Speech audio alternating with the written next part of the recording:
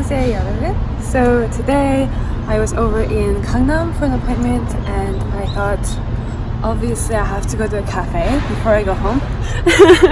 So I took the bus over a couple blocks, and I am in front of Happy Happy Cake, which I've never been to before. I've seen a lot of their stuff on Instagram, so I'm very excited to check out what is inside. So fingers crossed that we're gonna see at least a semi full case. At least some things in the case. They opened about an hour ago, so I'm a medium optimistic. Let's go.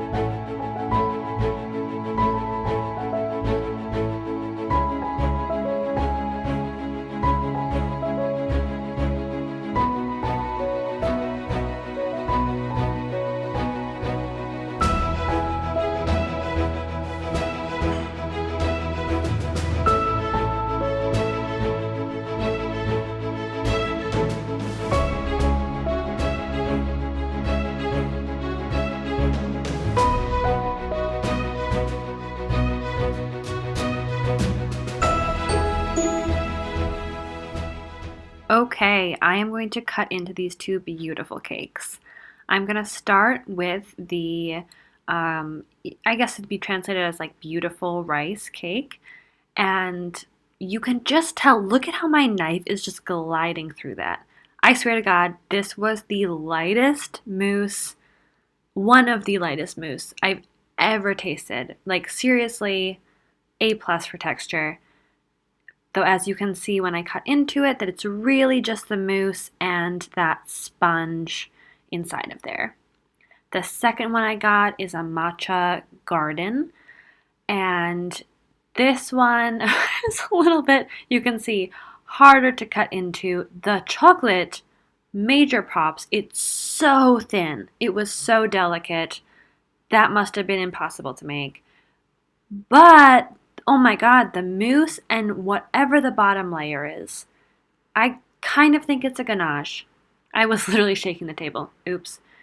It was so dense. So dense. You can just see. And I really don't think they used any food coloring. This is just solid matcha mousse ganache situation. Oh my gosh, look at that. You can just see how thick it is.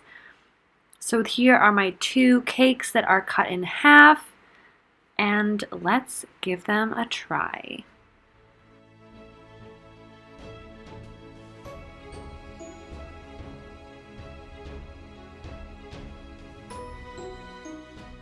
So the mousse here is a really soft, fluffy mousse with pieces of toasted, puffed rice, and then there's a sponge on the bottom.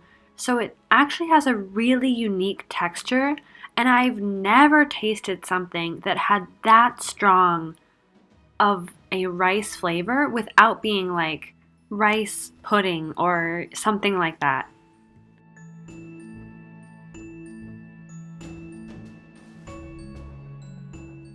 Okay, on to the matcha mousse cake. I love matcha, but as soon as I put it into my mouth, I honestly was a little bit shocked. I don't know if I've ever tasted something, even in Japan, that was that intense of a matcha flavor. And it's really not, there's a micro sponge, it's really not that sweet, which is, I think, one of my favorite parts about both of the cakes. It was really a low sugar content, which allowed whatever the main ingredient, whether it was matcha or the rice, to really shine through. Though at the same time, the cakes were a little bit one-dimensional. I think they could have been a little bit more complex as far as textures and different layers or components. I would have liked to see a little bit more diversity.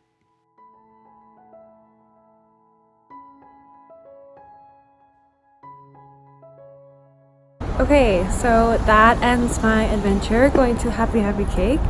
I think it was relatively successful. I have to be honest, I had kind of low expectations before I went there because I had seen their Instagram and it looked amazing, and then I had talked to some friends in real life and I had heard some less than positive things about it. So anyway, very long story short, I was not really sure what to expect, and my last pastry adventures have all been like me standing in line forever. So I didn't even know if it would work, if I could get anything, if I could get a seat. So I was like super pessimistic about going to any shop today. And so I was really happy with the results, and even though I have a lot of thoughts about what they had in the case and how I personally would do it differently, it was still good quality and the flavor was good, even if I kind of wish it had been a little bit more